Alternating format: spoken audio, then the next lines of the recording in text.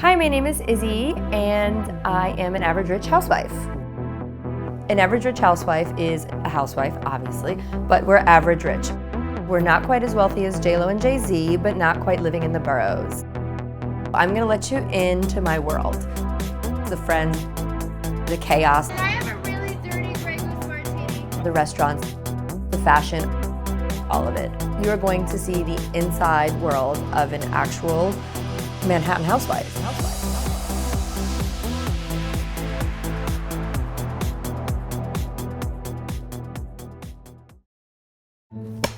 Okay, so. Hi, my name is Izzy, and I am an average rich housewife. An average rich housewife is a housewife, obviously, but we're average rich. We're not quite as wealthy as J-Lo and Jay-Z. This is what it's like to be like an Uber driver. But not quite living in the boroughs. For the children. Guys, Domino's! I live in Manhattan and can afford to send my kids to private school. I can afford to fly commercial, but I don't yet own my own jet. We have to charter. Compared to the rest of the world, I'm in that 0.111%, so we are extremely rich, but in Manhattan, we're just average. I am a mother of two. I have two boys that are really good looking, thank God, because they're rambunctious, and they couldn't be rambunctious and bad looking. Excuse my ass hanging out. Your ass? Really be hard to tolerate. But they're good looking boys. They're 11 weeks apart, one via in vitro and one through adoption. They are amazing. Where did you get that spray? And I call them the Twixens because they're like twins. They are a huge part of my life. I raised them myself, which is really bizarre for Manhattan. I do not have a nanny. I have taken it upon myself as a housewife to raise my kids. Still a mom. My sugar daddy should be so thankful. I live in Manhattan because my sugar daddy is the CEO of a company and his company is here. I also grew up in New York City. I grew up in Brooklyn. So New York has always been my home. I've considered moving and I have bought homes in other parts, but New York City is really where I want to send my kids to school and build roots, and I'm a part of society here, and it's really where I'm comfortable. We also live part-time in Miami Beach, but that's just second. Actually, that's house number 3, not. House number 2 is in the Catskills, so this is house number 1. But it's not my only residence. So my second home is in the Catskills, which I hate to go to. It's boring and there are no people there. So I literally only go because one of my boys likes nature, so we literally bought him a house so he could be in nature. The other house is Miami Beach, which I love because we were considering moving to Miami, COVID. But then after being there for a while, I don't think it has enough to sustain my attention long term, so it's really just where I go on Fridays and come home on Sundays.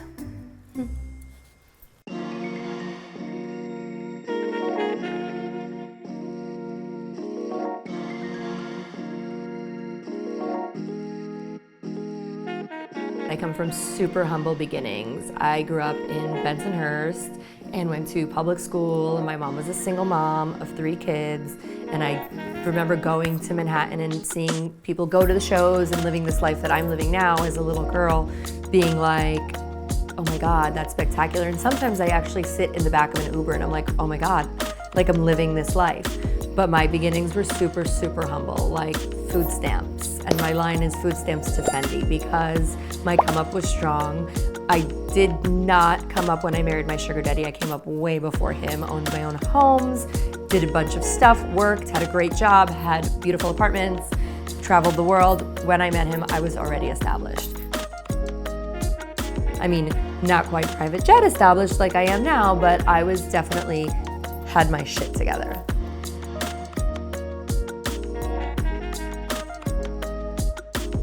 The Average Rich Housewife show, theme, concept is for me to show the world how a real New York City housewife lives. We have this show, Real Housewives of New York, this Bravo show, or all the housewife shows, but I feel like they're divorced and employed. They do not live a housewife life in any way. I'm not like downing on them because we're all sisters, but at the same time, if you're a housewife, don't you need a husband and like no job?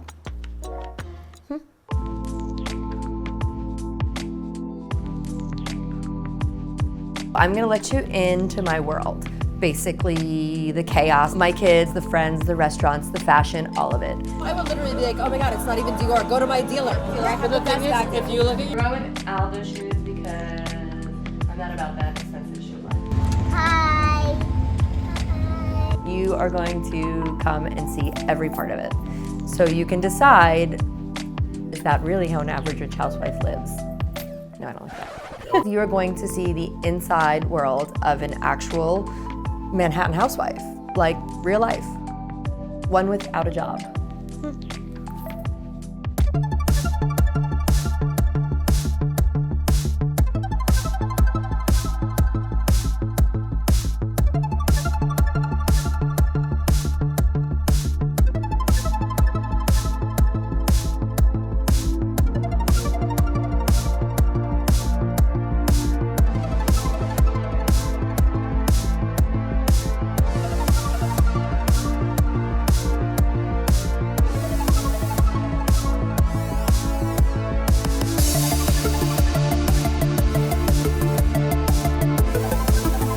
Hoping you're not hungover because I will get in trouble.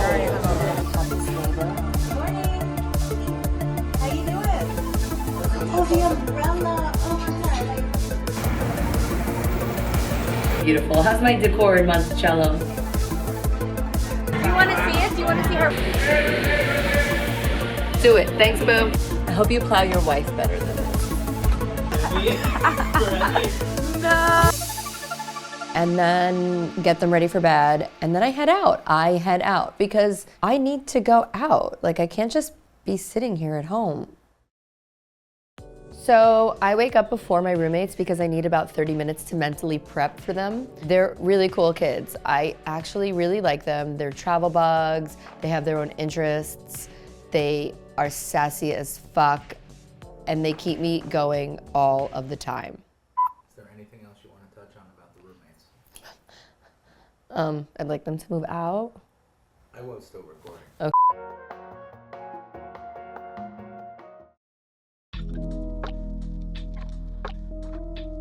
As an average rich housewife, I am also a stay-at-home mom.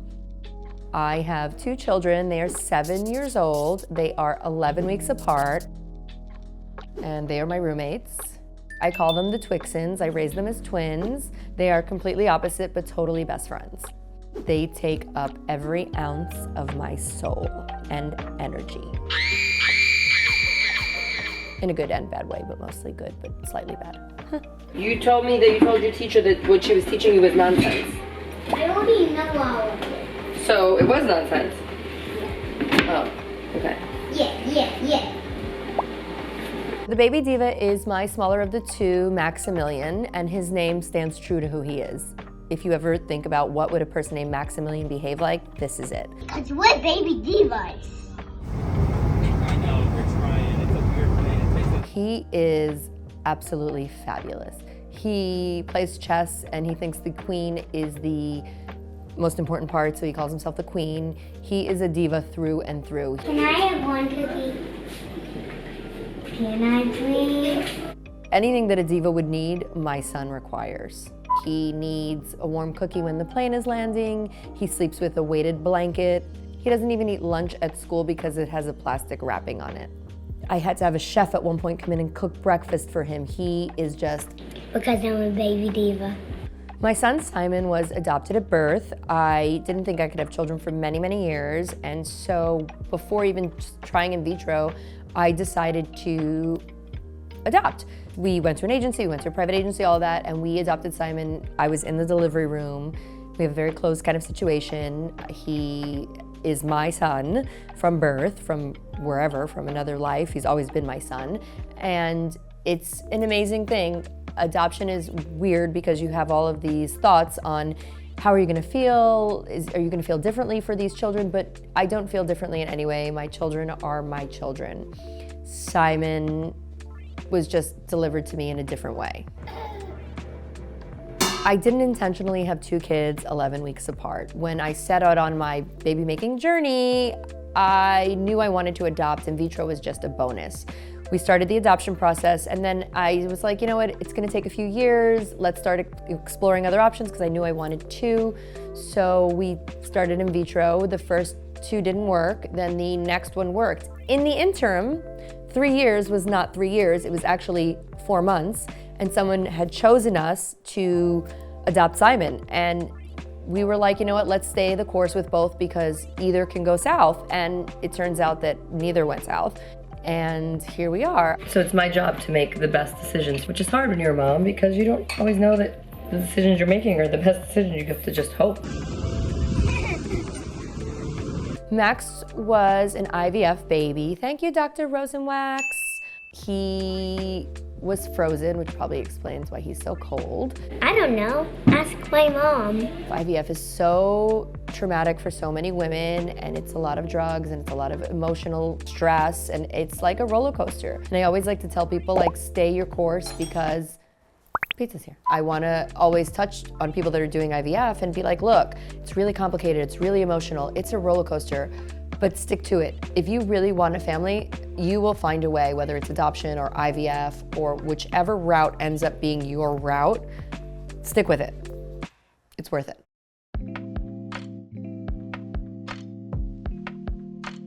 So everybody in New York has a full staff. Nannies, chefs, cooks, drivers. I actually do not. I decided to do this whole organic thing and raise my kids myself because, well, I'm their mom, and who's gonna do it better than me? I raise my own children. My sugar daddy got lucky. His wife doubles as his nanny.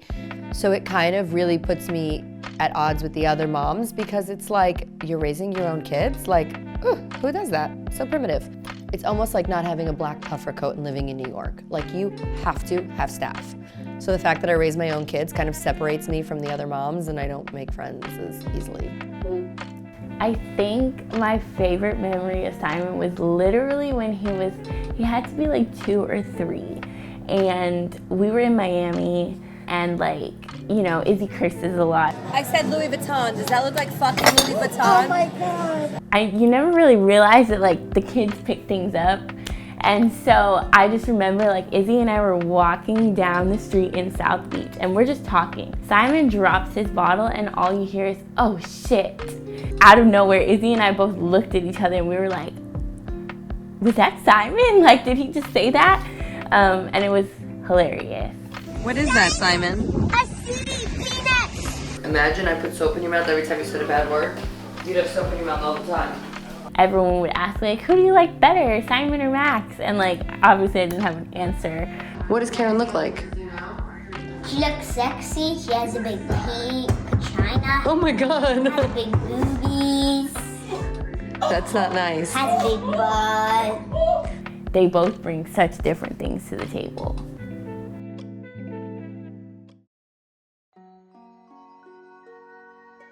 I wake up before my roommates because I need about 30 minutes to mentally prep for them. So they get up, I get up, have some coffee. The world runs on coffee, especially me. Then they get up and we make breakfast, we go to school. We usually take the city bus. I know that's so weird, unless it's really cold, then I drive. But rich people ride the bus, and I get them to school. And I usually go to the gym, do my housewife stuff, have lunch. I pick them up from school, and they either have a play date at an apartment that's much fancier than mine, or we go to the playground. It's really like basic mom life. Even though we live in Manhattan and people don't understand what it's like raising kids in Manhattan, New York City is their backyard. Central Park is where my kids will grow up. Like, these things that you see in movies are literally where my kids will be. They go to the Metropolitan Museum of Art and class trips. They will see Broadway shows. They've seen Broadway shows by the time they're 5 years old. They live a different kind of life, and people are always like, how can you raise kids in Manhattan? Move to the suburbs for space. I don't need space, I need location. But I really enjoy raising my fucking kids. Like, I like them, they're cool, and I feel like they wouldn't be this cool if they weren't being raised by me.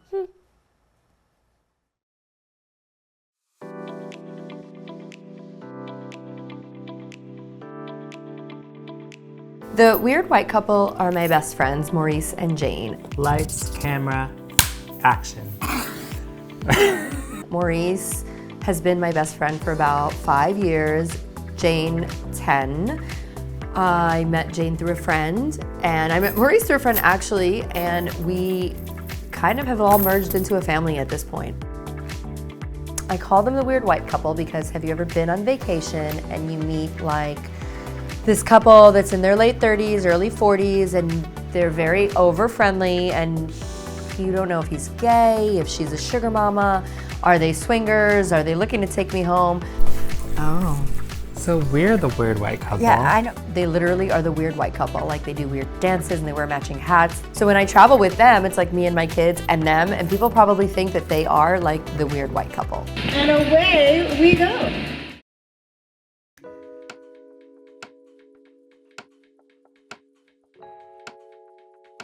Do you want to start, honey?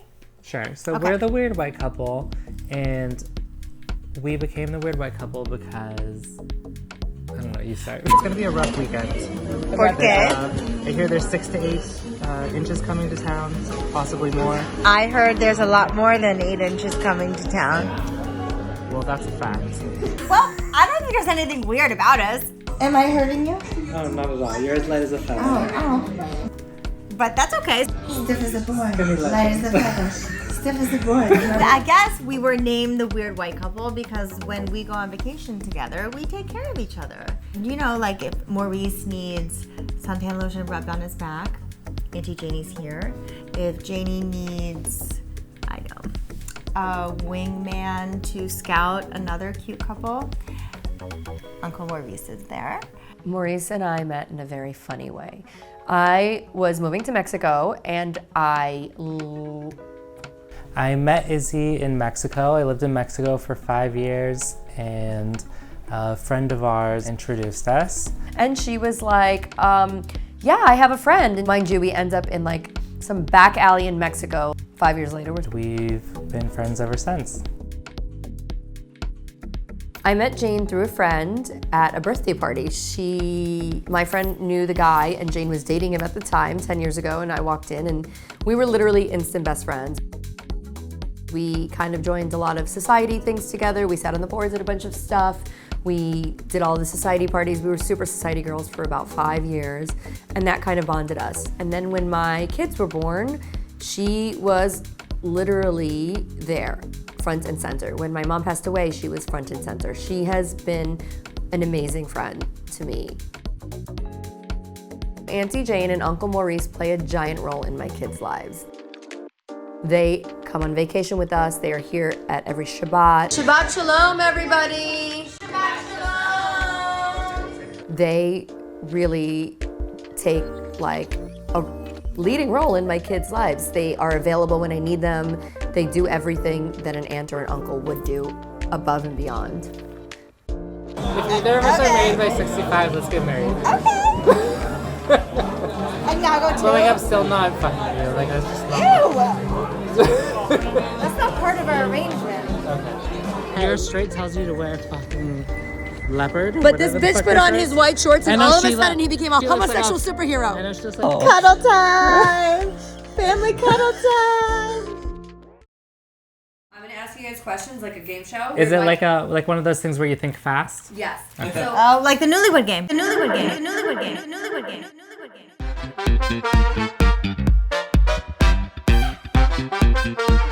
where do you usually find weird white couples? Oh, we're everywhere. The bar of a hotel, the hot corner in Hobox, Spirit Airlines. like where you least expect them is where you would find them. Who is more likely to get white girl drunk first? Oh, God.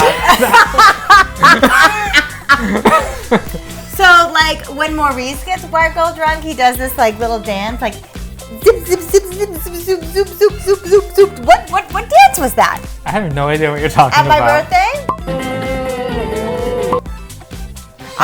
That wasn't white girl drunk. That was just.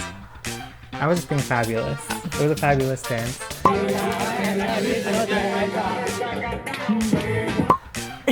I think that she's a pusher. Like if you she pushes me. Wow. You're a pusher. Okay, so I say let's just 5 minutes, and she says just 10 shots. What does Izzy tell Maurice every time he takes Jane out? Make sure she does not get white girl Jennifer drunk. So, okay, in my defense, Is that your drunk name, Jennifer? yes. I'm Chad. You're Chad? Yeah. Do you not think that I'm Chad when I'm drunk? I do. But see, Jennifer gets like belligerent. She's scary. She like makes she fights people. We still don't know if she fought anyone. She thinks that she fought the delivery man. Like she wanted that Chinese food so bad she fought them. Do you think that's still what happened? I do.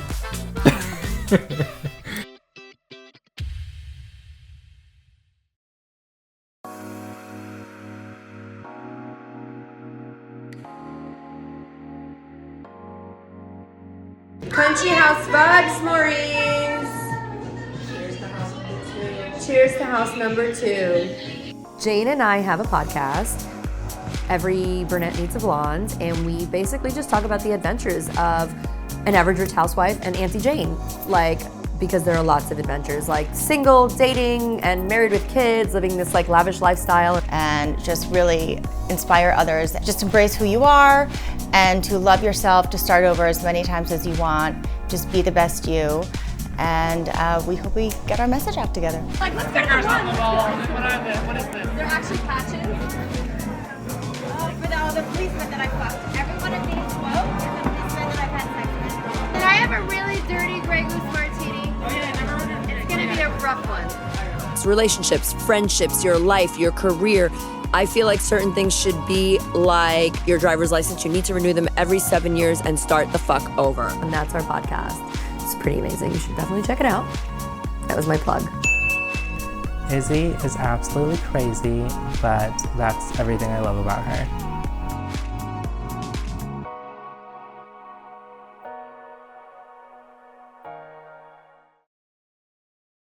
As a New Yorker, I go out a lot. More than I should as a stay-at-home mom because hangovers are the worst in the morning. Going out at night is complicated when you double as a mom at 6 in the morning because when you're 42 years old, I don't know if you guys know this, but a hangover is fucking brutal. Anything after 3 drinks, I'm waking up with a hangover and I probably need a sleeping pill to go to sleep because I've drank too much and I can't sleep. But then 6 a.m., those kids are up and they don't care if mommy's hungover. So it does have like a work-life balance kind of thing. My kids being my job, my roommates. Going out, I have to definitely either A, have coverage in the morning, or B, not drink too much, which is hard because like, what's the point? It's a bitch to wake up with a fucking hangover and 2 7-year-olds are like,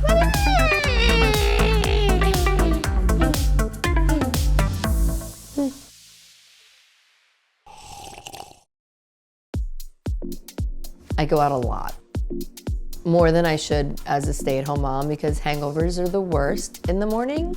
Oh my God, it's 6 o'clock in the morning. These kids are kidding me. But I probably go out 3 to 7 nights a week, less than 7, more than 3. Now is it closer to the 7 or the 3? It's closer to the 7. Closer to the 7, probably like 4 to 5 nights a week. I'm big in like, I'm not big in like, I need to go to the hottest restaurant, but I'm big in like being super social and going out for drinks and meeting my friends and getting dressed up. It's part of living in New York. Why would I live here if I'm not going to enjoy what's going on out there? How is post-COVID New York City nights out? Wait, so we're gonna talk about COVID for a minute, and I hate to talk about COVID. It's like we don't talk about Bruno. I'm going to talk about COVID. So when COVID came around, I kind of checked out. My mom had just passed away, and I went to Miami, and I went for spring break, and I never came home a year and a half later. So as you know, Miami has a different version of COVID rules. I was grieving, and I needed to do whatever it took to get through.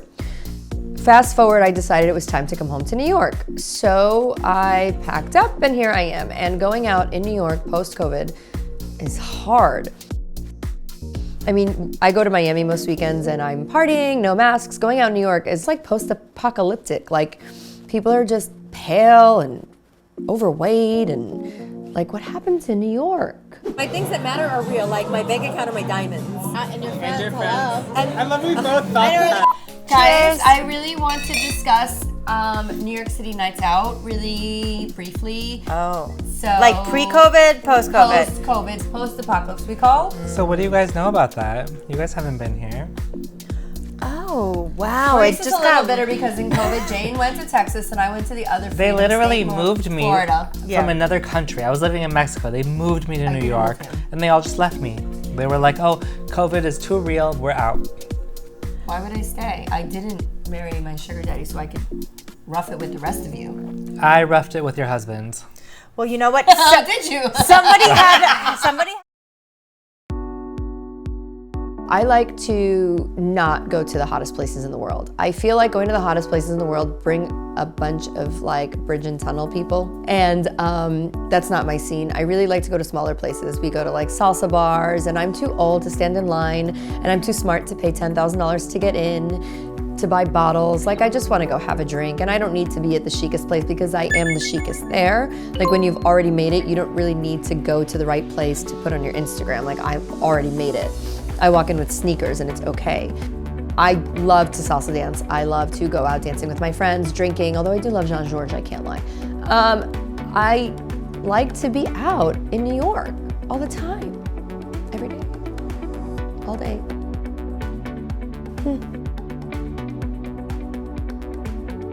Going out at this stage in my life where I don't get to the front of the line because of my size 2 waist, and I actually have to like buy my way in, is difficult because people know you can afford to be there, so they're just not letting you in. They want to like charge you triple for a bottle. So you definitely have to pick your venue. I love going out. Some of my favorite, I love Cipriani's. I'm a big Cipriani's girl. Harry's, Sherry Netherland, one of my favorites. I'm gonna give them a plug, even though they don't deserve a plug. And where else? Where did I go yesterday? I went to Elio's. It was really good. Where have I gone this week? Oh my God, Jean-Georges, the Fulton, love it. I have so many favorite spots. Trust in me.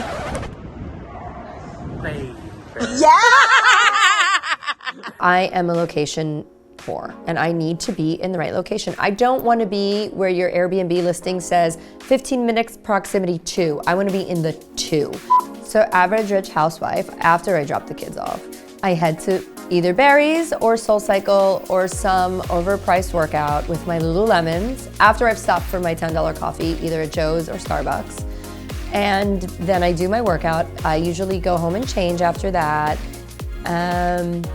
Get ready for the kids to come home because I am the nanny. I cook, or let's be honest, I do a lot of seamless. Jewish girls don't cook.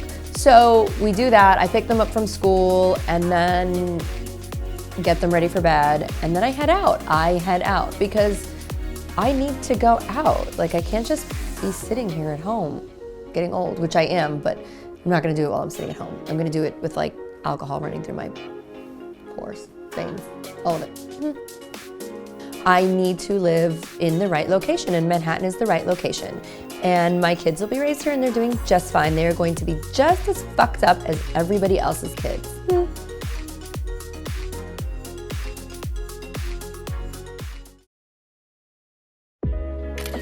Travel is my passion. I have been all around the world, and when I had kids, I decided that we were going to travel full time. So we did. Since they are born, we traveled 75 to 80% of the year, up until they had to start school, which was interrupted with COVID. So we kept traveling. They have been everywhere.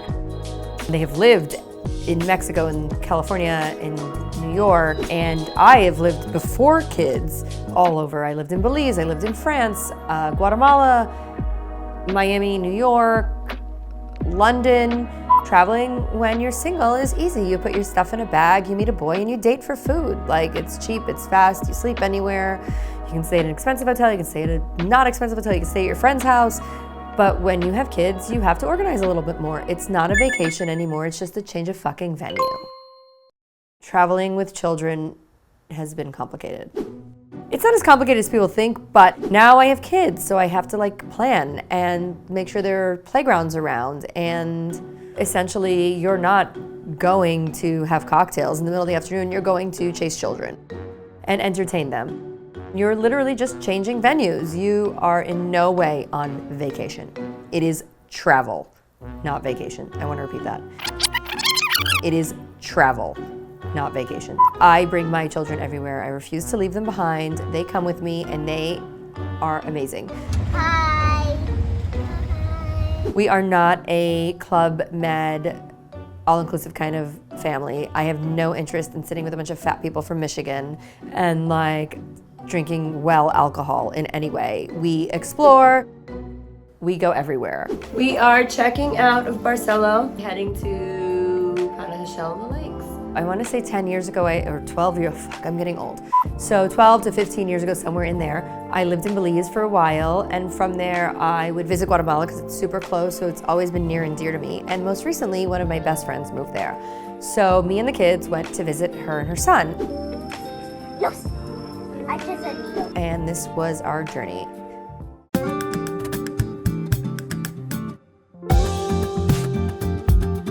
We arrived in Guatemala City. We're a little tired. Super late. Let's check over to our hotel.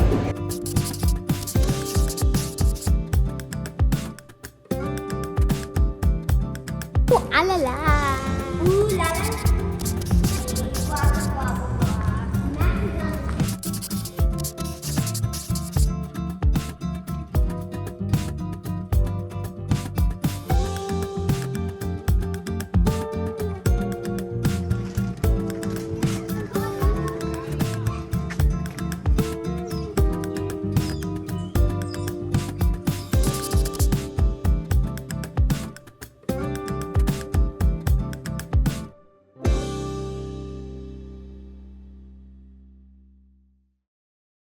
So some things when you travel with kids, you are not going to a fucking fashion show.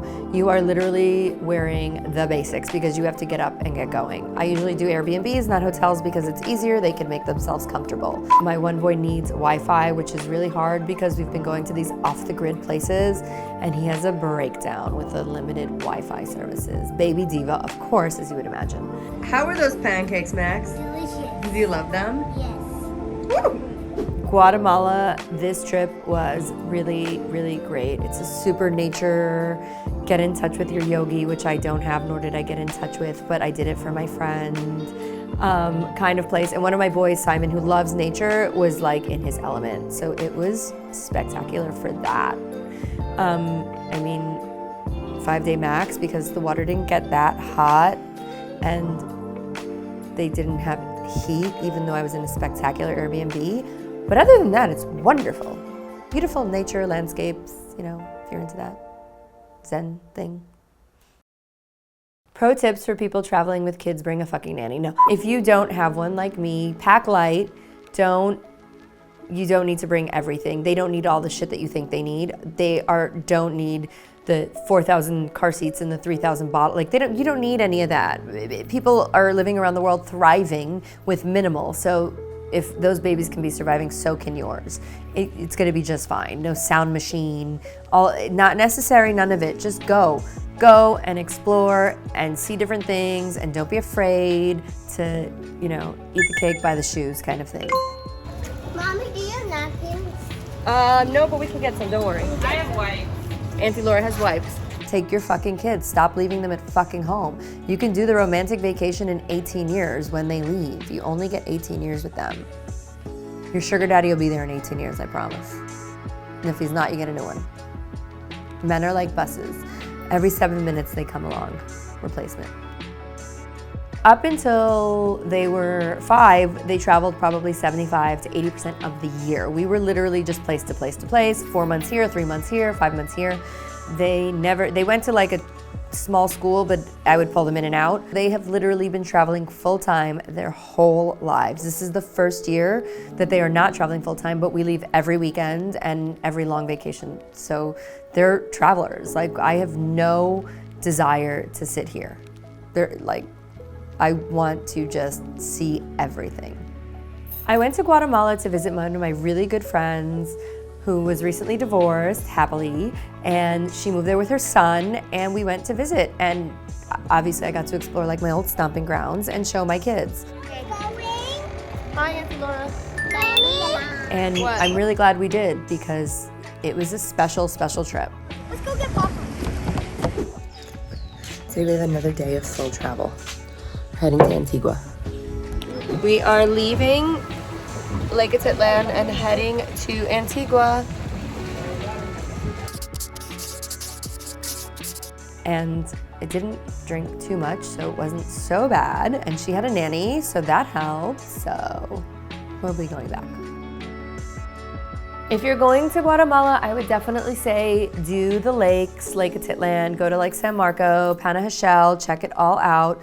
100% obviously go to Antigua, Payaca. You can like stay away from Guatemala City. It doesn't entertain me in any way, but Antigua is super charming and it has a great nightlife. So we're leaving this beautiful place. The kids had a great time and now we are off to our next stop. I hate leaving places or saying goodbye, so we're definitely not saying goodbye, just see you next time.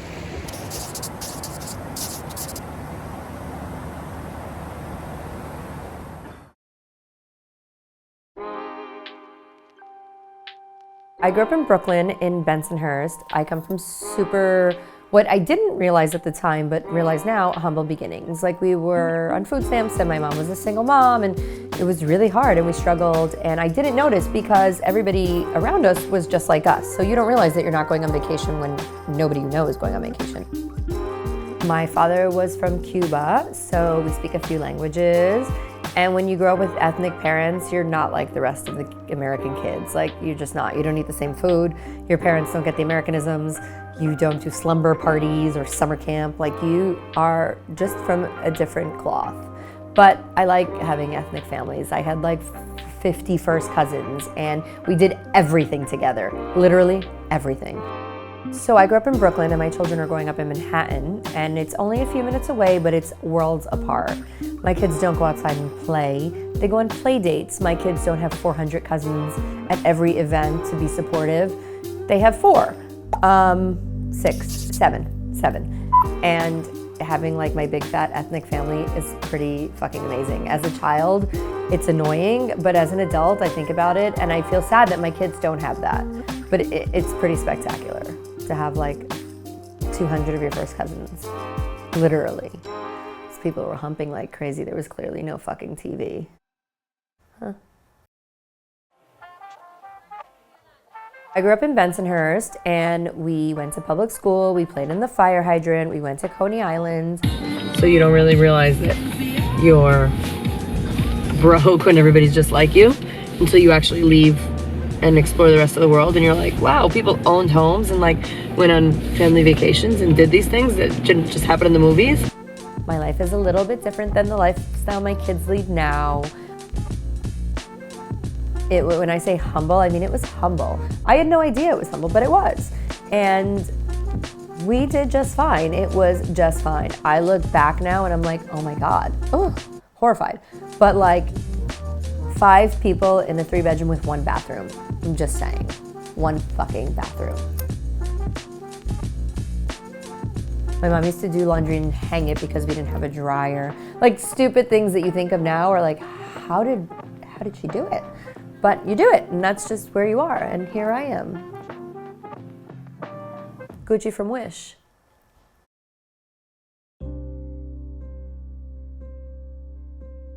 My mom, in July of 2018, was diagnosed with cancer, and it was fast and furious. She lived a little bit more than a year. Treatment was horrific for her. We lost her literally the day they told her she had cancer. It was probably the worst thing I've ever had to deal with in my life. I'm 2 years later still grieving. I don't know how to continue without her, but we have no choice because I do have kids and I know that she would want me to for my kids. And I always see it as not goodbye, but I'll see you soon. She was my person, my go-to. I'm a little bit not like the rest of the girls, but she was my biggest fan. Like if she were here right now, she'd be sitting there being like, yes, you can do this. So losing her was monumental. Hence, I picked up and moved to Miami and just couldn't be in New York. Returning to New York without her here has been really complicated. I teeter with staying in New York. She was a big part of New York for me, and you don't realize how much someone impacted you or someone's being in your life impacts your day-to-day life until they're actually gone.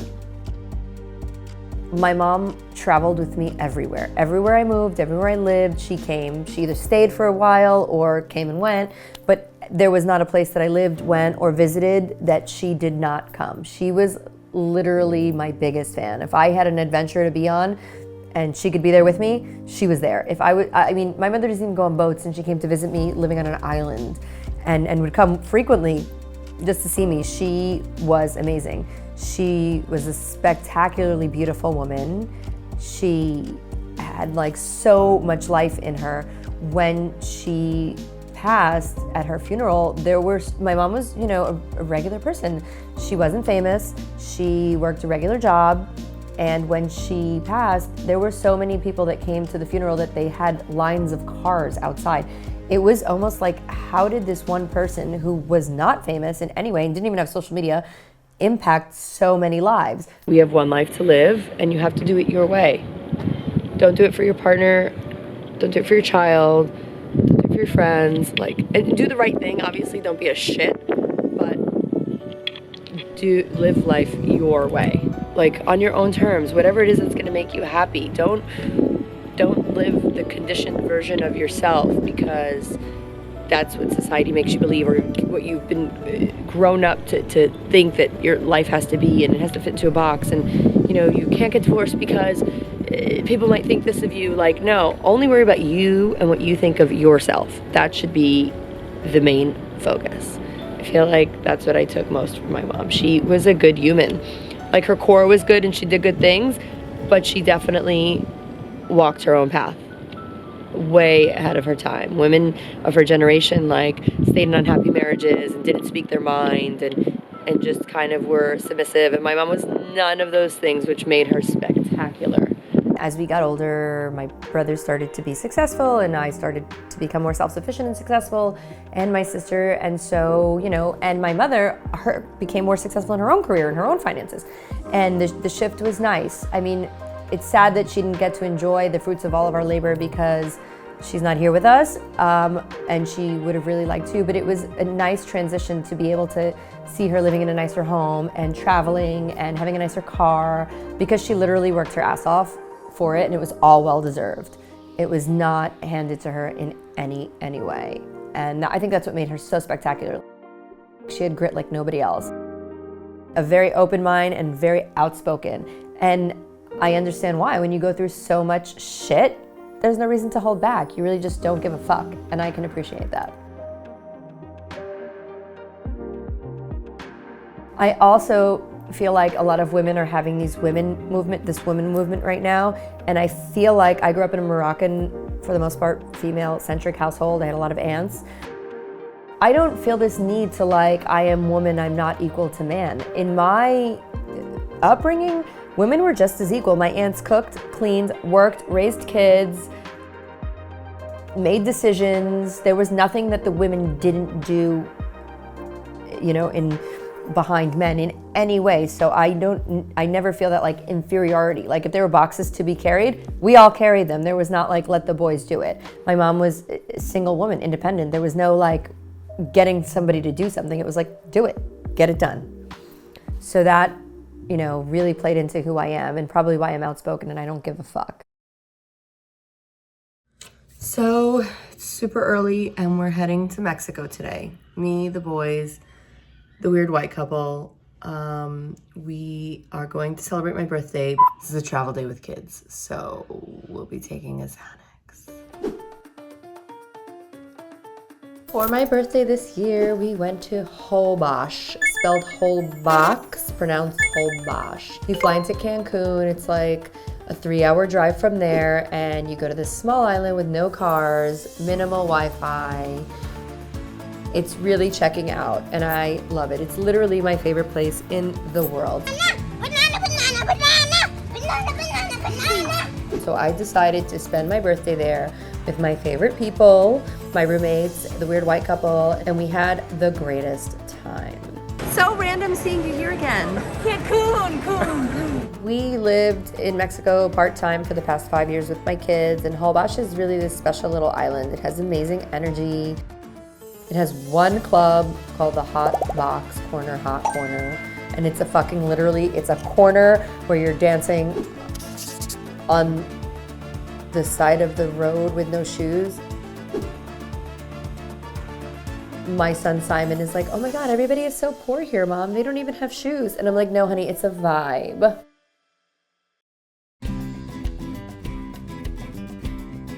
So I had my birthday party in Hobox. Some of my friends that live there and some of my friends that live here all got together and threw me this fabulous birthday party on the beach. And we had this amazing barbecue and we went clubbing afterwards. I'm pretty sure I finished the weekend off at 6 to 7 bottles of mezcal. Happy birthday to you. And it was really spectacular. And it was super posh, and I didn't get salmonella. Alcohol poisoning, but not salmonella. The weird white couple came with me for my birthday. Of course, we go everywhere together, and they were amazing. I'll open it, you close Okay. it. Oh my God, that's not this. I love traveling with them. There is nobody I would rather be average with than you. They're easy, they help me with the kids. It's always fun. Hi. Hey. We have the Hobox crew. And interesting. Yeah. Hobox is just, it's magical. It's my favorite place on this earth. I just think it's great to all be together, to, you know, share meals together, to cook together, be with the kids, let the kids run around. It's family time, and you spend time as a family rather than just everybody going off and doing their own thing. I did have a connection with one of the island boys. His name is Elvis, AKA Big Sexy. Hey, boo. It's actually like brie and grapes in there, so why don't you make a proper cheese plate? Here's a plate. It's full of cheese. Tequila during the day? No. So I might have gone to bed before the sunset. I thought it was going to be a power nap, but it wasn't. But then Maurice comes in, like the good gay friend he is, and he's like, you have 15 minutes, get it together. So I jumped up, slicked my hair back, I put on some red lipstick, and I went out. Fuck, are you a novella star here? I'm embracing my inner Latina. Hola. My favorite Hobox story, I'm in my room. So Izzy rented this like beautiful Airbnb. There was like, it was like a hotel. There was like a lobby, 6 bedrooms, and I'm like in the room next to Izzy, and I'm just like laying in the bed on my phone, and all I hear is, Maurice, come out here, come out here. So I come out, and Izzy's like on the floor. I'm like, is she doing yoga? I don't know like what she's doing. And I realize she's vomiting. And like, you know, like a good friend would like hold her hair, maybe like grab a bucket, maybe like grab like a wet cloth, like I don't know. I just couldn't stop laughing. I got on the floor with her and just started cracking up. So there's a lot of things you shouldn't do on Hobox because it's a small island. And anything you do on the island, everybody knows. This isn't Vegas, this is Hobox, and what happens on the island actually probably stays on the island, but everybody on the island knows. Maurice is known on the island. He's just known on the island. Yeah, he's just known on La Isla de Hobox as the gay whisperer. Every man on the island Who's not gay? all of a sudden becomes gay. So I would say it's just a handful of men, it's not all the men. Well, there are only a handful of men on the fucking island. Like, it's a small island, honey. small island, baby. There aren't many men on the island. No, there are not many men on the island, but There's a lot of men on the island. Oh. There's enough men. How many men do you guys need? There's enough men on the island. I mean, apparently all of them turned gay when they met you, so we didn't get to know them because they were all gay with you. True. Selfish. But I think there was only a handful that became gay for me. Oh. Everybody, literally, they call it Maurice. We have a group of friends that live there now because we go so frequently, and girls and guys, just this little group, and they literally call Maurice the legend. The legend. Like when I go to visit with my kids, or if we go without Maurice, literally they're like, is the legend coming? And I've even given nicknames out to the locals. There's enough to do to sustain you and enough to do to check out, so I love it. My kids love to go to the animal refuge. That's one of their favorite things to do there. Maximilian, the baby diva, had a breakdown. It took him 48 hours to like mentally integrate that he would have to deal with like very little to no Wi-Fi. He did fine. Look, no. Struggled. I think he might have had an allergic reaction, but no hospitalization needed. It was fine. He was in survival mode. Simon does great on Hobox. We go to the refuge quite frequently. It's his favorite place. He's in nature. He's one with nature. He's very zen there. I got him. Only All right, go ahead.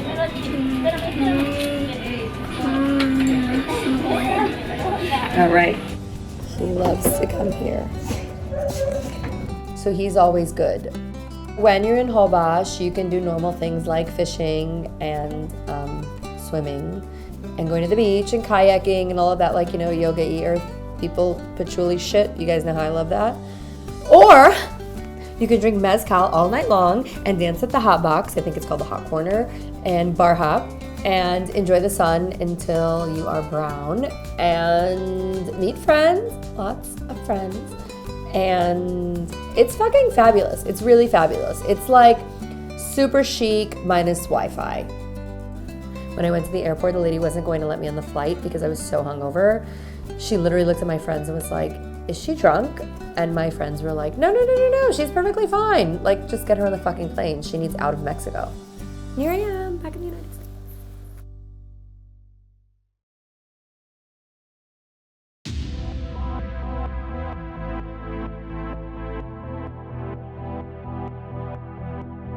Hi, my name is Izzy, and I am an average rich housewife.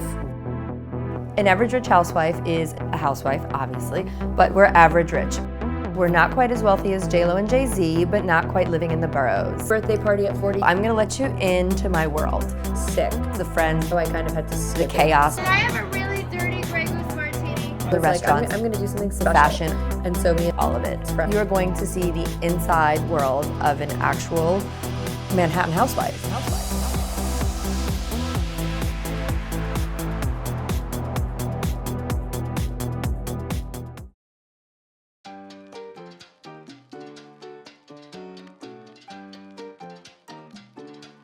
So Maurice gets lost. We are in the hot corner, the one club in the whole island, and Maurice leaves and he's missing. And we go home, we go to bed, and he's nowhere to be found. And all of a sudden we wake up and Maurice is in his bed. How the fuck did... I was so upset. They literally put my face on 0 milk cartons. Like, nobody even came to search for me. But we're like, how the fuck did you get in the house? Like, you don't even have a set of fucking keys. Okay, I remember. I woke up, so all of a sudden I hear like, oh, I did too. Tons of people in the house. I don't know how you heard that because you were on a different floor. We don't bring any outsiders over when the kids are in the house. no, because you it's just like a don't. rule. It's a rule. And I never break it. Nobody does it. But they were on another locked floor, so I thought I was okay. Well, no, we know the people that came in. Right. Yeah, they were the managers of our house in our group. But there were only men, and I was like, ooh, Maurice brought home the party. Should I come out? Should I not? But it just so happened, so like I hear the golf cart rolling up, and apparently Maurice had been outside for like 30, 40 we have minutes. really good friends there. Yeah, being like, hello, and no one heard him. So I was outside like my whole life is over. Like I can't. There's all these little shards of glass like plastered into the top of the fence. Like there's no way I'm getting over this. So what does Maurice do? He goes and finds an open bar. He does, and he finds our friends, and mysteriously, one of them had a key. We're like, why do you have a key to our house? Well, remember? Actually, in fairness, we don't know if they climbed the fence or they had a key. Till this day, it's unknown. And they said the key was in our golf cart. No. Why do they have a key to our fucking house? All that I know is I got home safe, and we were all... Yeah. Did you meet anybody, guys? Did you meet anybody on the beach?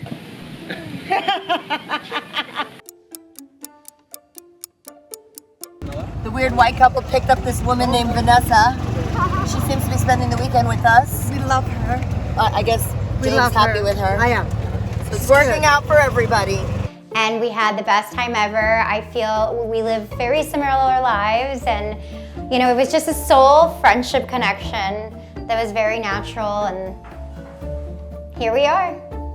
I know that you're a whore with men, but I really didn't think you would do this to me. I thought we were more than that. We're more than that. Are you travel buddies now? We are travel buddies. Oh my God, the weird white couple found their friend. I didn't realize you brought her back with you here. Yeah, we're getting her tested. We're getting like responsible people. So before you bring her back to the US with you, is she like your, did you buy her? Like, Whether it's with the kids or on our own, she's a great person to travel with and just have a great laid back time with. Are you famous yet? Can you sit at our table? I'm not famous and I still want to sit with you. Hobox is wild, fun, just a very, very nice time to get to know everybody.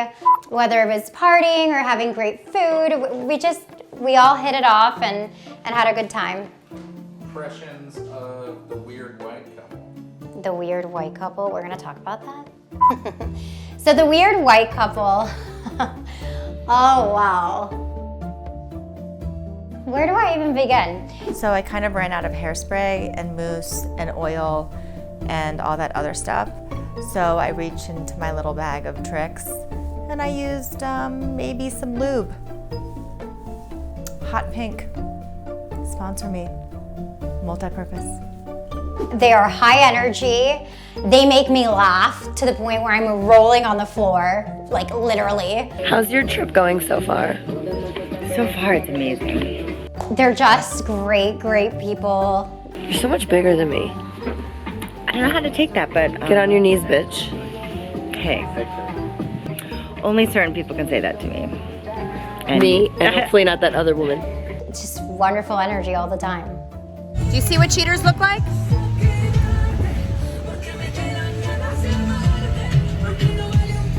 Cheaters. Don't hate. Guys, how's your hot dog?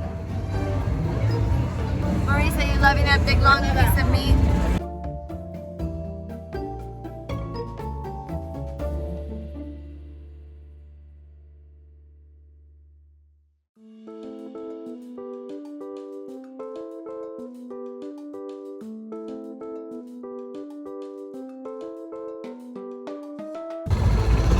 We are a little bit hungover this morning.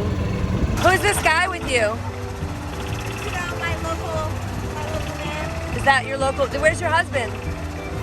You tell me. I don't know. Where are you, husband? Where are you?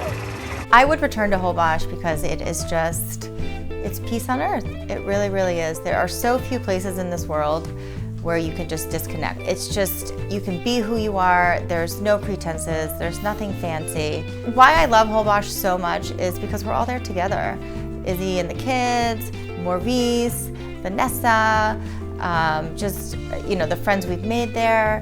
It's so great, and I'd return because outside New York, that's where I feel most at home. That's why she's my bestie boo, and he is not anymore. Traitor. Another funny story in Hobox is, so Jane and I left the group. We went to go get some hot dogs from this, what was it called? McDonald's? Like Madonna mixed with McDonald's. So we pull up to our friend and she's like, where have you guys been? And we're just all sitting on the golf cart innocently eating our little hot dogs, like there's like no problem in the world. And she's like, where have you guys been? I've been lost for hours. And this island is like a mile, like I don't know, like half a mile by 2 miles. Like it's like the tiniest little island. So she comes over and she's like, don't ever leave me. There's a new rule. Nobody gets left behind. I told Vanessa that we left her behind like every single night this trip, and she needs to chill out and calm down, and nobody's getting left behind. This island has like, there's no roads out, there's only a boat, so she's not getting left behind. So we're leaving the island. And the couple is bringing their friend with them. Excuse me? Excuse me? Are they taking you home to New York with them, or? TBD in the next season. I love this place and I can't wait to go back. It's really spectacular and magical.